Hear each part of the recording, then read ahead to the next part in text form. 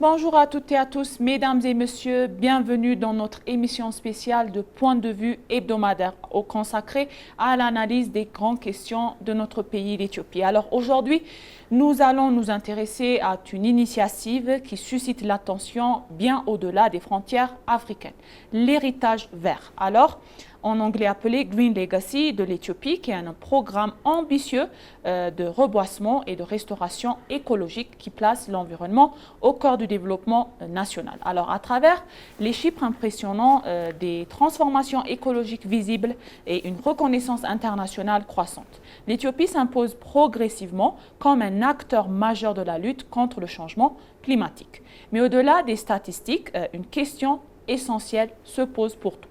Alors, qui relève réellement cette initiative sur la vision, les ambitions et le rôle de l'Éthiopie dans le monde aujourd'hui? Alors, face à l'accélération du règlement climatique mondial, à l'épanouissement des ressources naturelles et à la multiplication des catastrophes environnementales, les États sont aujourd'hui appelés à repenser en profondeur leur rapport à la nature. Alors, dans ce contexte, l'Éthiopie s'est imposée ces dernières années comme un acteur inattendu, mais déterminé de la transition écologique mondiale à travers l'initiative ambitieuse, c'est-à-dire le Green Legacy Initiative en anglais ou l'héritage vert. Alors, ce programme fondé sur une stratégie massive de reboisement, de restauration des écosystèmes qui affirme avoir permis la plantation de plus de 48 milliards de semis, donc avec un nouvel objectif de 8 milliards supplémentaires, portant ainsi le total potentiel à 56 milliards de plantes. Alors, au-delà de leur ampleur des chiffres, cette initiative soulève une question fondamentale.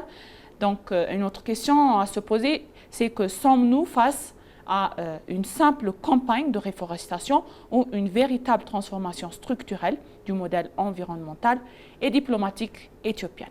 Alors, pour répondre à cette question, nous allons analyser aujourd'hui, accompagné au studio avec mon collègue de travail, Moubarak Moussa. Bienvenue, Moubarak. Bonjour, Aïda. Donc, comme j'ai déjà mentionné, tu as bien écouté dans l'introduction, le sujet principal d'aujourd'hui, c'est l'initiative de l'empreinte verte ou héritage vert. Nous allons bien élaborer, on a beaucoup de points forts à mentionner pour nos téléspectateurs. Donc, commençons par ces sujets, Moubarak. Vas-y. Comme tu l'as dit, l'initiative de l'empreinte verte ou de l'héritage vert, qui a été initiée par le Premier ministre en 2019, Oui. A fait beaucoup de différences dans notre pays, au niveau climatique, au niveau de compréhension, au niveau de mobilisation des gens, pour savoir comment on peut régler le climat, c'est-à-dire comment on va lutter contre les effets du changement climatique qui existent non seulement en Éthiopie, mais aussi en Afrique et au monde entier. Donc, au lieu de parler, au lieu d'organiser des conférences sur le climat, il faut faire des efforts pour planter des arbres et il faut faire des travaux sur le terrain. C'est le message que l'Éthiopie a transmis au monde entier, qui est initié par le Premier ministre Abiy. Donc l'écologie est au cœur de la politique de gouvernement actuelle en Éthiopie. C'est ce qu'on peut dire. Au premier, les observateurs internationaux n'ont pas cru que l'Éthiopie peut réaliser ce chiffre d'arbres pour planter, mais maintenant on voit que l'Éthiopie a dépassé la vision qu'elle a mise au début de cette initiative. Donc on peut comprendre que les Éthiopiens peuvent faire tout s'ils sont unis, comme ils ont fait de la plantation des arbres dans le cadre de l'initiative de l'empreinte verte. Cette initiative n'a pas seulement les chiffres ou les arbres plantés, mais elle contribue aussi de la contribution à restaurer des terres dégradées, à régler les environnements et aussi à lutter contre la désertification, les effets de changement climatique et à renforcer les résiliences des territoires aux sécheresses récurrentes qui existent au niveau mondial. Et elle envoie un message qui est les pays du Sud ne sont pas seulement des victimes du changement climatique, mais peuvent aussi devenir des acteurs de solutions globales, non seulement en organisant des conférences et en faisant des discours, mais aussi en faisant des efforts et des efforts pratiques sur le terrain. L'Éthiopie est comme ça un exemple de la plantation d'arbres dans le cadre de lutte contre les changements climatiques qui existent au niveau mondial. Oui, tu as bien mentionné, Moubarak, c'est un point fort. Donc, on le sait déjà, tu as tout d'abord mentionné, c'est une initiative qui a été lancée en 2019 par notre Premier ministre Abiy Ahmed. Donc, c'est de planter beaucoup de milliards d'arbres ou de semis. Donc, la plantation de ce thème d'aujourd'hui, c'est de la plantation de 48 milliards de semis.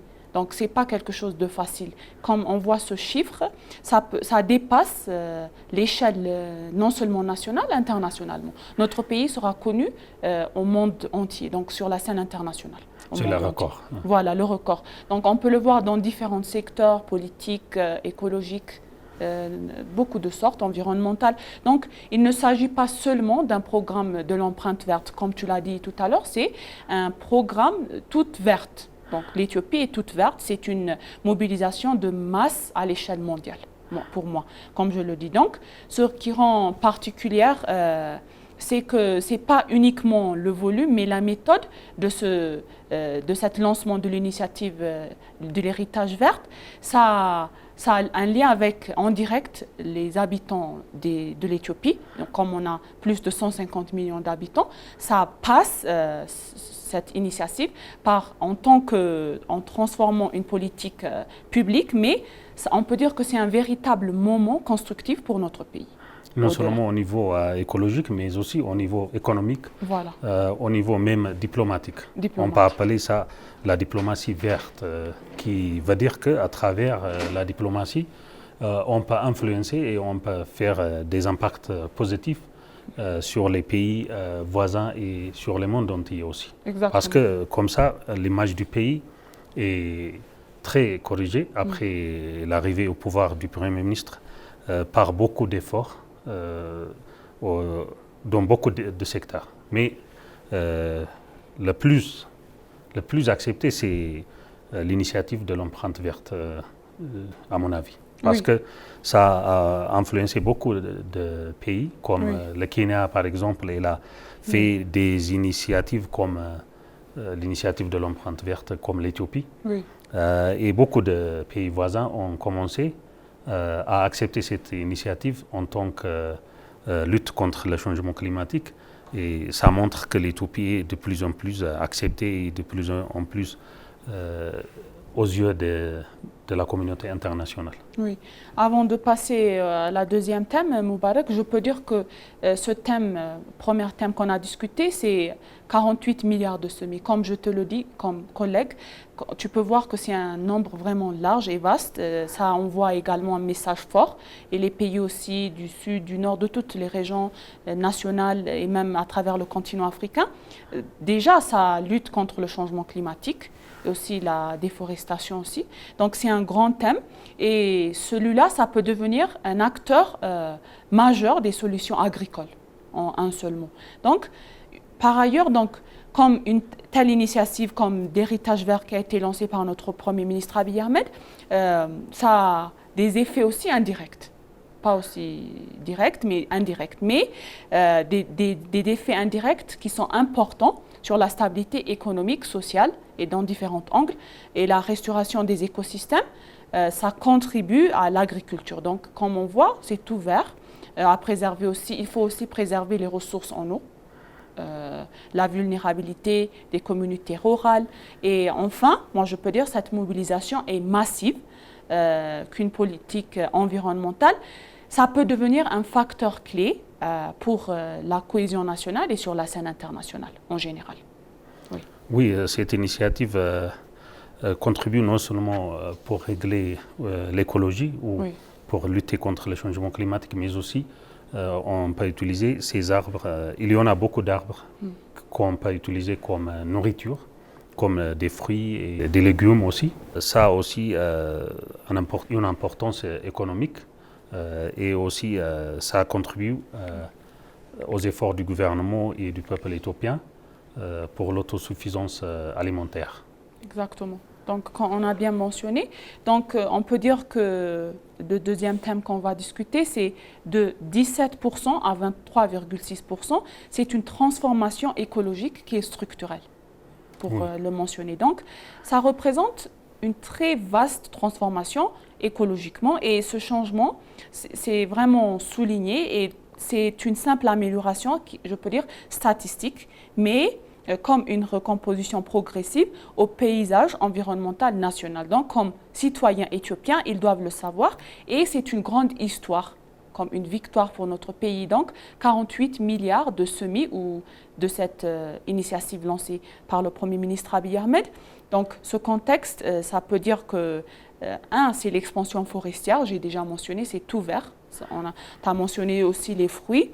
Ça agit comme une réponse multifonctionnelle. On peut le voir de différents angles.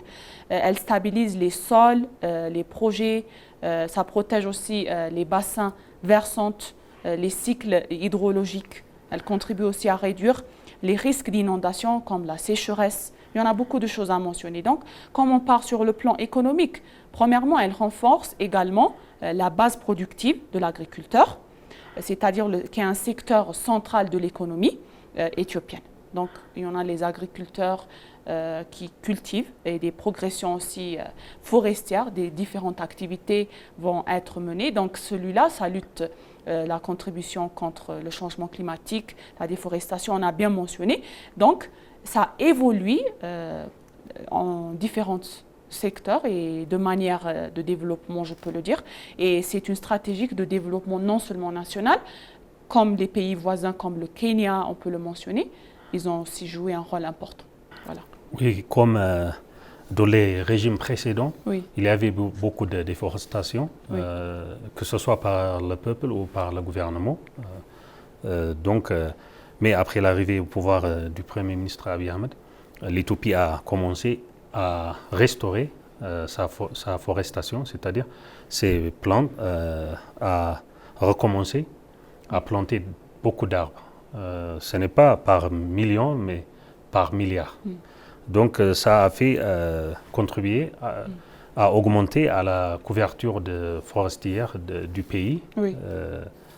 Ça a augmenté de niveau grandement. Donc Exactement. de 17% à 23%, tu imagines, dans quelques années, dans cette année ou comme ça. Oui. Donc c'est un fait miracle. Donc l'augmentation du couvert forestier en Éthiopie aussi ne représente pas seulement une victoire environnementale, mais aussi elle représente un investissement de la résilience du peuple et de la résilience du pays au niveau économique aussi. Donc dans un contexte mondial dans lequel la sécheresse fait beaucoup d'impacts négatifs, néfastes, les inondations, les perturbations climatiques, environnementales, elles constituent disposer d'écosystèmes plus robustes devient un avantage stratégique. Oui. Comme il y a beaucoup d'effets négatifs de changement climatique. Cette progression démontre également qu'il est possible d'inverser des décennies de dégradation qui ont été faites dans les régimes précédents environnementaux lorsque la volonté politique rencontre la population, la participation populaire. C'est la plus importante. C'est-à-dire que le gouvernement et le peuple ont coopéré pour faire cette réalisation.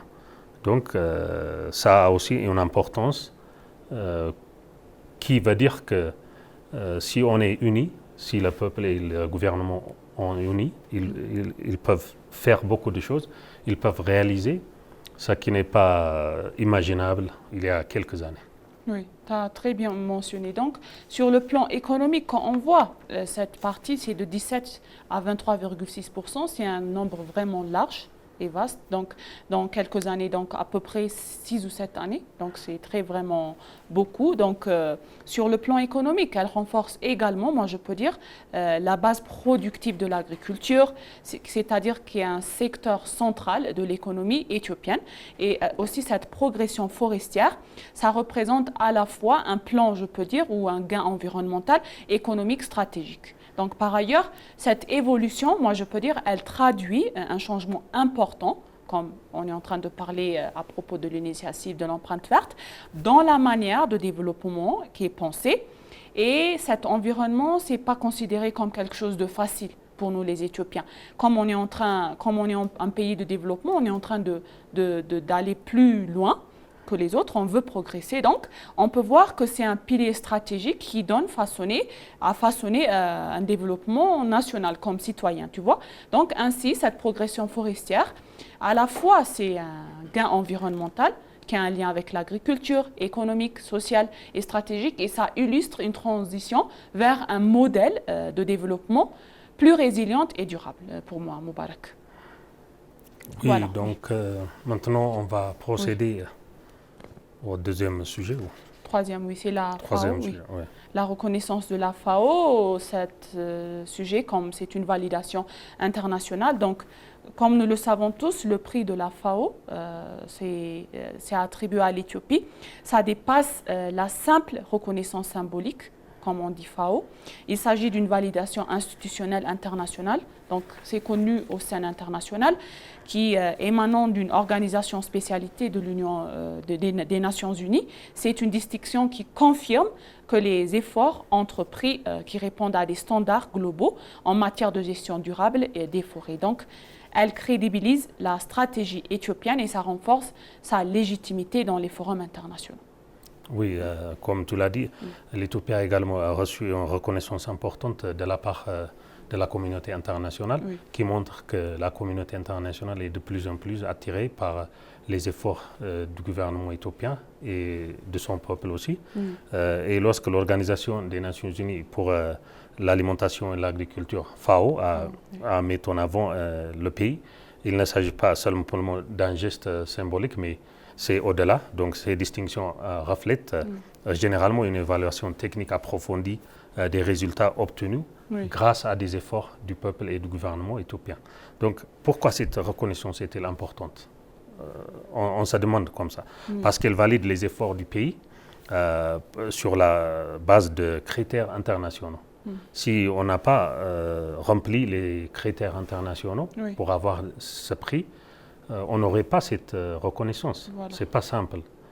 C'est pas quelque chose que beaucoup de pays ont gagné. Donc, parce qu'elle valide les efforts du pays et aussi elle indique que les progrès observés ne sont pas seulement à l'intérieur du pays, mais également reconnus par les internationaux, c'est-à-dire par la communauté internationale. Et ça dépasse donc la reconnaissance nationale. Premièrement, il améliore la crédibilité de l'Éthiopie dans les discussions environnementales mondiales, dans la scène internationale. L'Éthiopie a gagné de plus en plus d'acceptation et de reconnaissance. Et deuxièmement, elle attire davantage d'intérêt de la part des partenaires internationaux et aussi attire aussi des investissements directs étrangers, les investisseurs pour qu'ils viennent investir ici, en Éthiopie. Troisièmement, elle encourage les investissements à la restauration des écosystèmes. C'est-à-dire, elle montre qu'on peut aussi investir non seulement pour des fins écologiques, mais aussi on peut utiliser ça à des fins économiques et à travers laquelle on peut générer les devises aussi. Enfin, elle renforce la confiance des citoyens eux-mêmes dans la pertinence de leurs efforts. C'est-à-dire, si les Éthiopiens ont réalisé ça dans quelques années, beaucoup de progrès au niveau, que ce soit au niveau climatique ou au niveau économique, grâce à des plantations d'arbres. Ils vont penser qu'on peut faire beaucoup de choses si on peut réaliser ça et ils font la confiance des citoyens, c'est important, mais de la pertinence de leurs efforts. C'est-à-dire qu'ils pensent qu'ils ont fait des efforts et ils ont réalisé grâce à leurs efforts. et il contribue à les rendre visibles au niveau mondial. Donc l'Éthiopie est maintenant plus visible qu'avant au niveau mondial. Oui, scène internationale. Donc, on peut dire que l'Éthiopie, ça devient un acteur, je peux dire un acteur majeur et sérieux qui a engagé tous ces défis et à la fin est en train d'être dans le développement durable. Donc, quand tu as bien mentionné Moubarak. Donc, moi, je dis que par ailleurs, cette distinction de FAO, ça contribue à repositionner l'Éthiopie dans les négociations internationales. Donc, le climat et l'environnement, ça lui donne une voix plus intense, donc influente et plus respectée.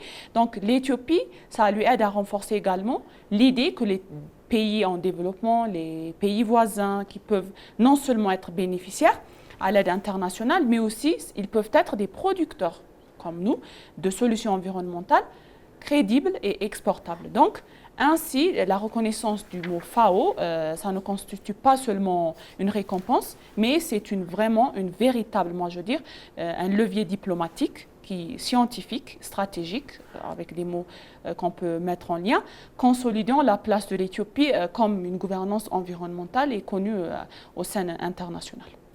Oui. Donc, on passe à un autre thème.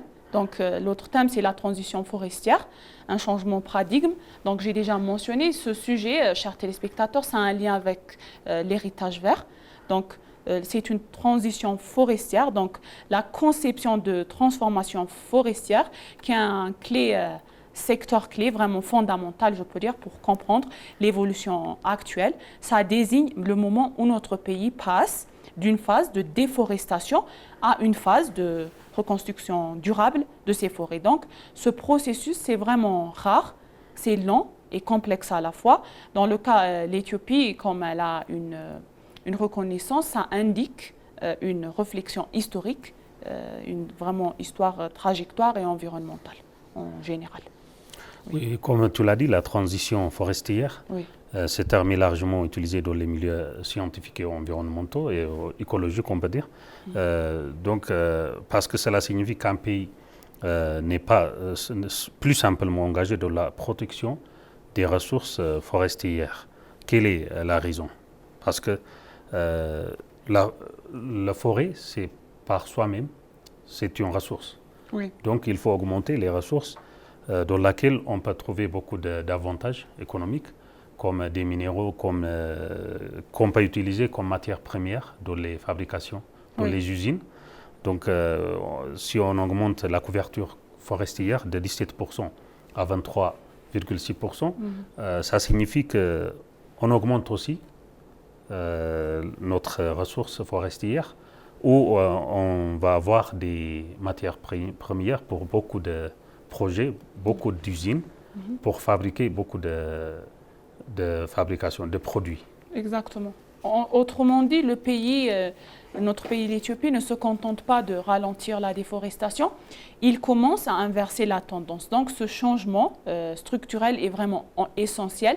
Ça montre que les politiques publiques ne sont pas ponctuelles, mais sont inscrites dans une dynamique de long terme. Donc, traditionnellement, la croissance économique était souvent associée, une pression accrue sur les ressources naturelles, donc une dégradation des écosystèmes.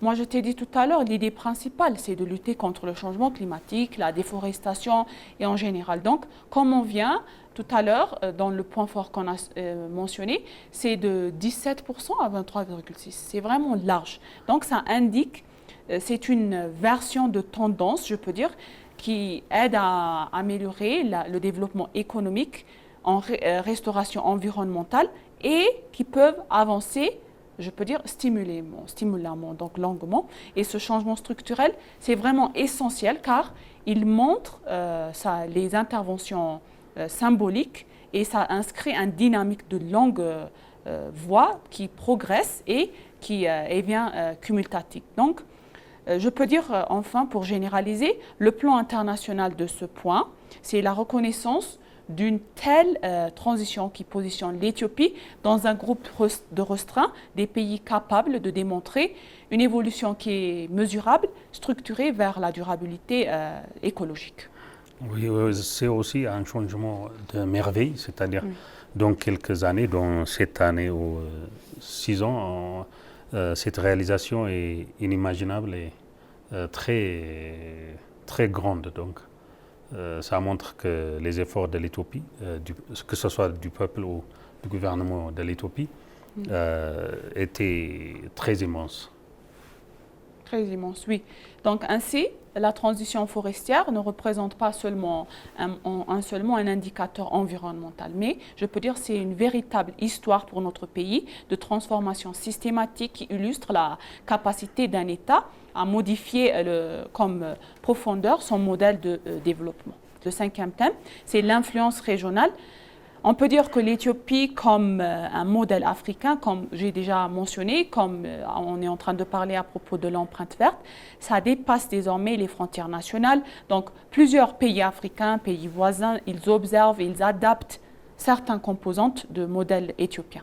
Par exemple, le pays voisin, c'est le Kenya. Donc le Kenya, entre autres, a intégré des stratégies similaires, tout à l'heure tu as mentionné Moubarak, de reboisement et de mobilisation communautaire. Donc ça illustre une évolution importante en lien avec cette initiative de l'empreinte verte, donc produite environnementale, qui est produite pour l'Afrique, entre l'Afrique, donc en commun. Voilà, c'est ça. Oui, ça montre que l'Éthiopie attire beaucoup de pays dans ces initiatives, qui a fait beaucoup de résultats dans quelques années.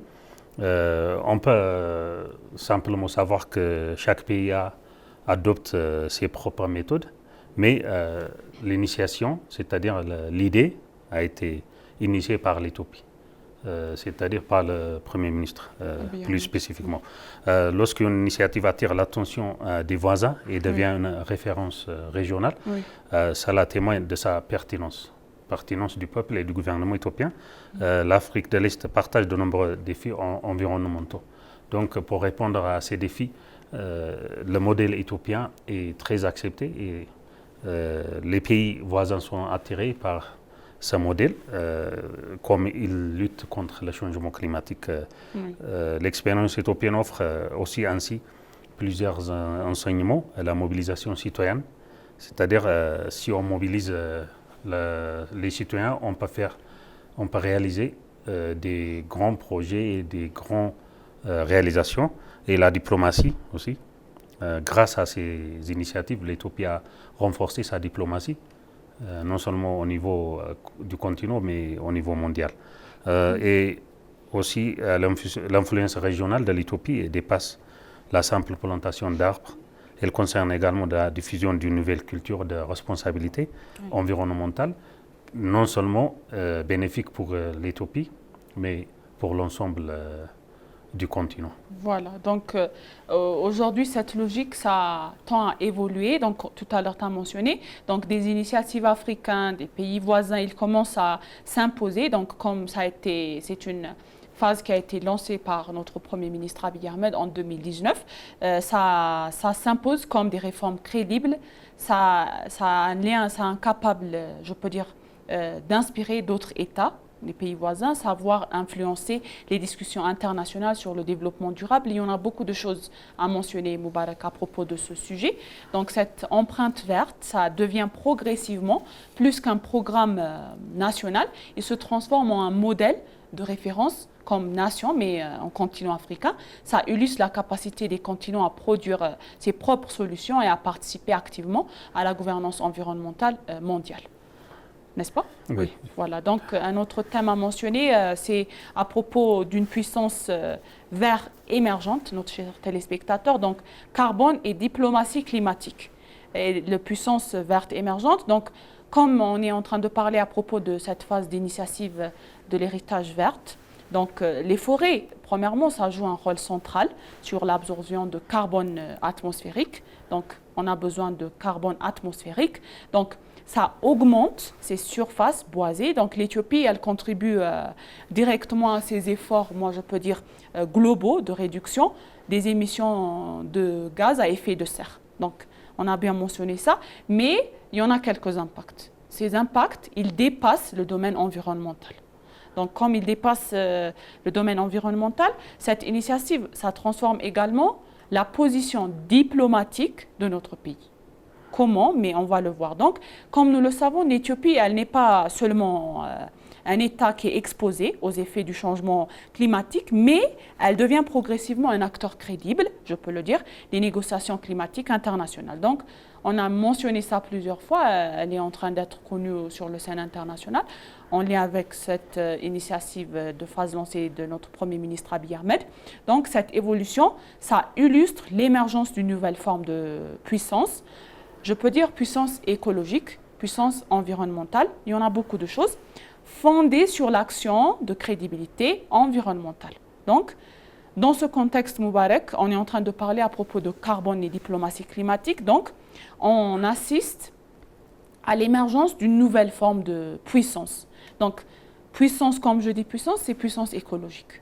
Donc, comment on peut le dire, cela est parfois appelé comme une puissance verte, comme on est en train de parler à propos de l'héritage vert, donc qui repose ni sur une force militaire, mais uniquement sur la puissance économique de notre pays. Donc, c'est un bon moment. Ce qui gagne de la diplomatie verte va gagner la puissance écologique. Voilà. En un seul mot, tu as bien mentionné pour nos téléspectateurs. Vas-y. Donc, comme tu l'as dit, les forêts jouent un rôle central dans la réduction ou l'absorption de carbone atmosphérique. C'est pour ça qu'au niveau mondial, la COP a été organisée plusieurs fois. Il y a vingtaine d'années, il y a 30 ans. Mais parmi les COP qui ont été organisées au niveau mondial, la COP 31 qui a été organisée à Paris était très influent et beaucoup de décisions ont été prises à ce moment-là. Mais le problème, c'est l'application, c'est la mise en œuvre de ces décisions qui ont été décidées dans la COP 31 de Paris. Jusqu'à maintenant, il y en a beaucoup de décisions qui ont été prises par chaque COP, mais il n'y a pas de solution sur le terrain. Donc l'écologie est de plus en plus dégradée, il y a beaucoup de dégradation forestière, donc ça a beaucoup d'impacts négatifs, les effets négatifs au changement climatique. Et l'Éthiopie va organiser aussi en 2027 la COP 32. Donc l'Éthiopie a été choisie par sa reconnaissance et comme elle a joué beaucoup de rôle dans la réglementation et dans la balance entre la nature et l'humain, c'est-à-dire l'écologie. Et merci, chers téléspectateurs. Donc, mesdames et messieurs, au terme de cette analyse, d'une évidence s'impose. Aujourd'hui, on a parlé pour vous à propos de l'initiative de l'héritage vert, empreinte vert de 2019 qui a été lancée par le Premier ministre Abiy Ahmed. Merci d'avoir suivi notre programme de Point de vue, suivi de mon collègue de travail Moubarak Moussa ici au studio. C'était moi, Aïda Garama, et je vous souhaite une bonne journée.